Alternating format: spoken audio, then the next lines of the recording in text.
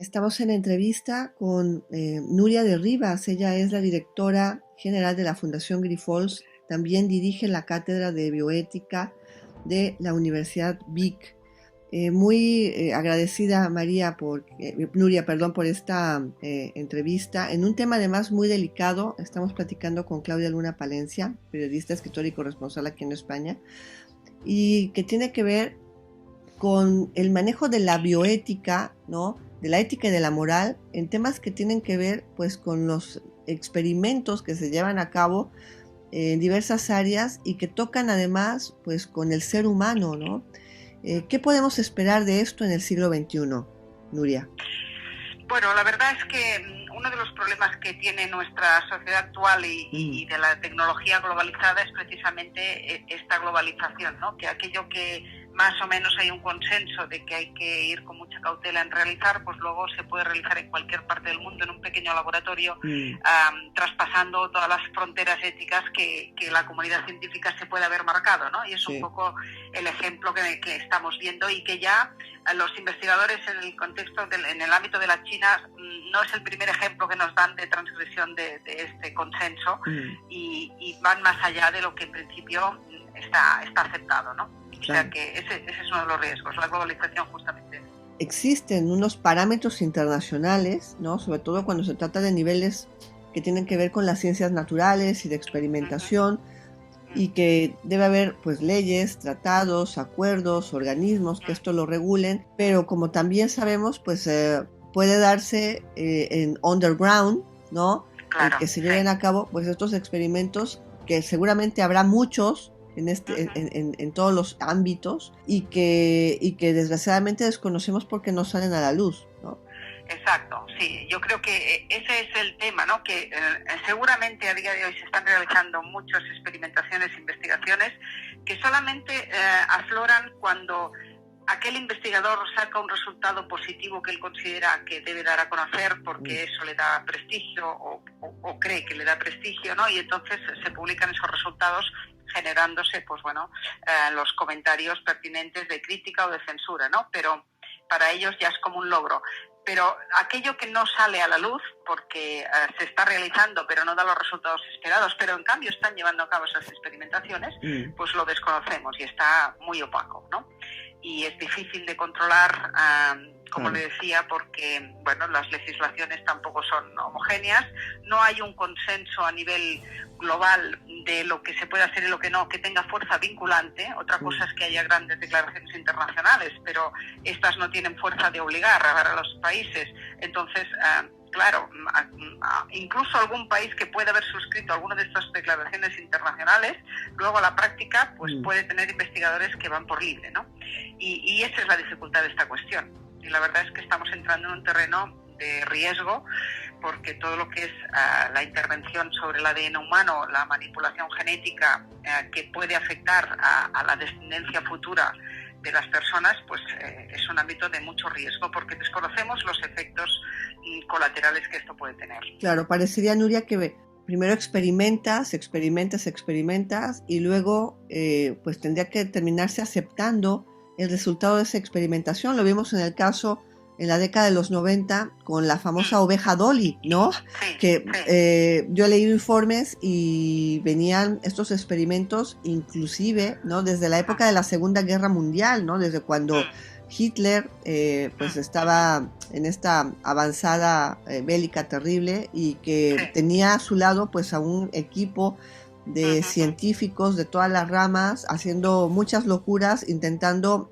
a través de la prueba y el error pues encontrar algo, ¿no? No se sabía qué, pero había que encontrar algo.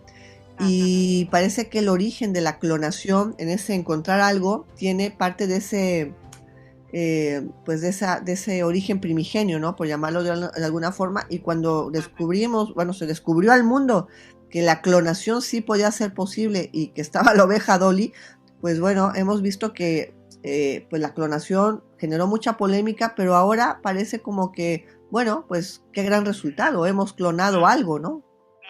De todos modos, es lo que le comentaba antes, los grandes logros son los que se dan a conocer, pero cuando hay un fracaso, claro, se esconde. La oveja Dolly fue un fracaso al final, y de eso se habló muy poco, porque fue una experimentación que de inicio dio resultado, pero luego se vio que envejecía prematuramente, que tenía muchas dificultades de desarrollo, con lo cual al final no era un éxito, ¿no? Si eso pretendíamos emularlo en humanos, pues hubiese sido un fiasco. Entonces, ahí está la cuestión, es decir, se entra a realizar investigaciones de las que no se sabe las derivadas y las consecuencias, y aquí está el peligro, ¿no? Cuando eso trasciende el ámbito del humano, pues realmente es donde hay que marcar esas cautelas éticas, ¿no?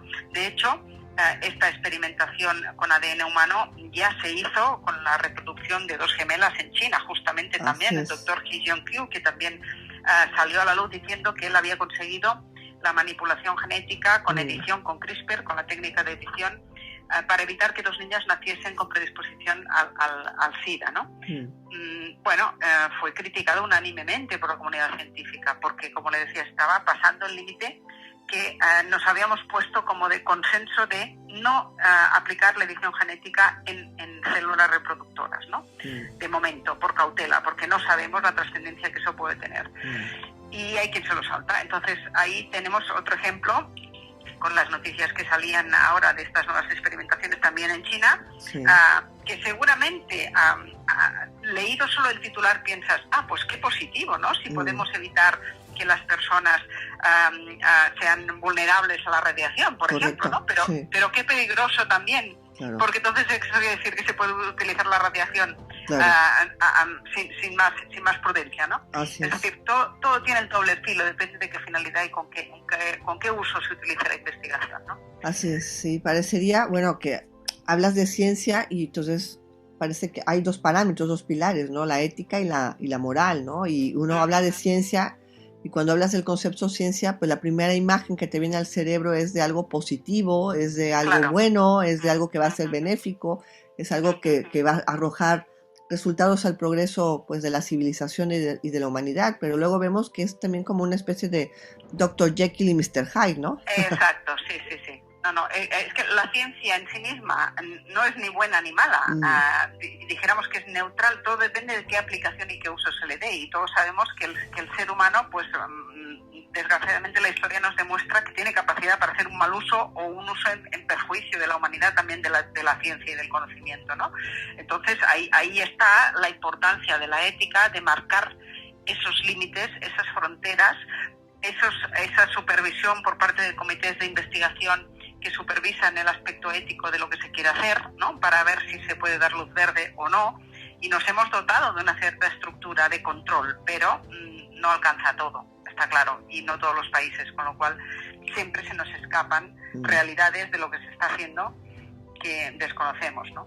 Claro, estamos en plática con Núria de Rivas, es la directora general de la Fundación Grifols, también dirige esta cátedra tan interesante de bioética de la Universidad Vic. Este libro, ¿no?, de Aldous Huxley, que hablaba de un mundo feliz, que parecía premonitorio de lo que estamos pasando, estos autores del siglo XVIII, del siglo XIX. ¿Vamos realmente a ese mundo feliz, Núria? Bueno, todo depende de qué entendamos por mundo feliz, ¿no? Está claro que la tecnología, el conocimiento, usted antes mencionaba la experimentación del régimen nazi, ¿no? Para buscar esa raza aria, esa raza pura, ¿no? Claro, en aquellos momentos no tenían el conocimiento ni la capacidad que ahora nos da la genética. Entonces, esa misma ideación obsesiva puesta en fecha de hoy, en siglo XXI, sería un peligro altísimo, ¿no? Entonces, claro, todo depende de quién determine qué es un mundo feliz o qué pretendemos bajo ese concepto. Si lo que buscamos es intentar liberarnos de la enfermedad, de la discapacidad, intentar que las personas tengan mejor calidad de vida, que conozcamos cómo curar enfermedades que ahora son incurables y que matan a tantas personas. Bueno, pues en ese sentido seguramente todos estaríamos de acuerdo que es bueno tender a eso, ¿no? Que es lo que la medicina y la ciencia intentan. Pero claro, ahí hay una frontera muy clara, ¿no? Que es, bueno, cuando ese conocimiento te permite no solo evitar la enfermedad o curar la enfermedad, sino mejorar al ser humano, ¿no? Buscar elementos de mejora, ahí ya tenemos una cuestión a decir quién considera que es mejora y para quién, y para todos sería mejora la misma cosa. ¿Qué pretendemos? Seres más inteligentes, más altos, rubios con ojos azules, o otros te dirían no, al revés, con la tez más oscura y con rasgos más, ¿no? Claro. ¿Cómo nos ponemos de acuerdo en eso? ¿Y es bueno eso o eso acabaría con la diversidad de la especie humana, ¿no? Porque al final el ser humano es diverso porque genéticamente así está establecido. Si lo manipulamos todo, bueno, pues al final, ¿qué haremos? Sociedades, un poco como mencionaba en la referencia, ¿no? de Gattaca, ¿no? Que nos plantea esa sociedad de los individuos válidos y de los no válidos, claro, o los que son de rechazo social, ¿no? Porque no pueden alcanzar a eso. Claro, o sea que ahí está la cuestión. ¿Quién pone el límite y quién define qué es un mundo feliz, qué es lo bueno, qué es lo que realmente es deseable? La simple evitación del sufrimiento o la mejora del individuo y por tanto el transhumanismo y el superhombre. Y bueno, pues ahí está el debate ético, desde luego. Claro, le agradezco muchísimo estos minutos de entrevista por su valiosa opinión, Nuria. Bueno, pues muchas gracias a usted.